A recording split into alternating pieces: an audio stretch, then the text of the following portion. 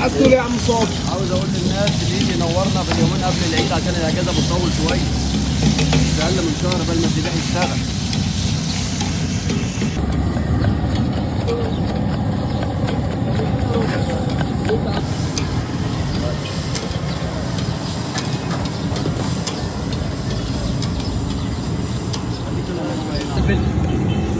فوق على الفلفل ما بتاخدوش فلفل.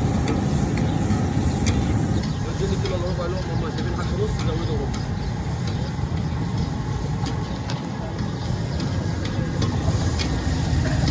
عايزينها نايف ناي يا عم صابر. نايب نايب مش مسبك، نايب نايب. اه طماطم قليله. طماطم قليله، انت اكيل كده على فكره وزيته قليل. ايوه يا باشا، انا متعود على على الاكله بتاعتك من على ايام علامه ترع. من على ايام الترع. كانت احلى كبدايه واحلى زمان يا اخي. كان الربع بكام يا عم صابر؟ ربع ب 200 ان شاء الله. الاول اه وانت كنا على الترع. ده كان ب 15 جنيه. تمام، انت كانت الدنيا رخيصه يا عم. كانت الدنيا حلوه ورخيصه. الله يكون في عون الناس الوقت. على ايام زمان كان الربع ب 15 جنيه. طبعا. وتهيألي كان بيجيب الكبدايه كلها على بعضها ب 400 جنيه. الوقت اللي الكبدايه بتعدي ب 15000. يا نهار ابيض على الزمان. والله. بسم الله. بسم الله الرحمن الرحيم. بسم الله الرحمن الرحيم. لا الف انا كده. هتشتغل في العيد بقى يا عم صابر؟ ان شاء الله. في العيد هتشتغل؟ يعني لغايه يوم العيد ماشي، ويوم العيد الصبح وتاني يوم وتالت يوم بس. بعد كده بقى هتشتغل في العيد؟ ده الف انا شفت. لا مش شغل كده.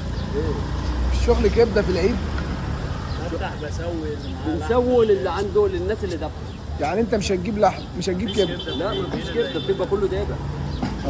بتبقى كله دابه. لكن هتفتح تسويه؟ تفتح تسويه للناس اللي دافعه. بيجوا يسووا عندي ويحاسبوني على الحريق على التسويه بس. اول وثاني يوم؟ بقعد حوالي 4 ايام. 4 ايام تسويه؟ 4 ايام تسويه، وبعد كده اخد راحه بقى شويه لغايه ما الذبيح يشتغل.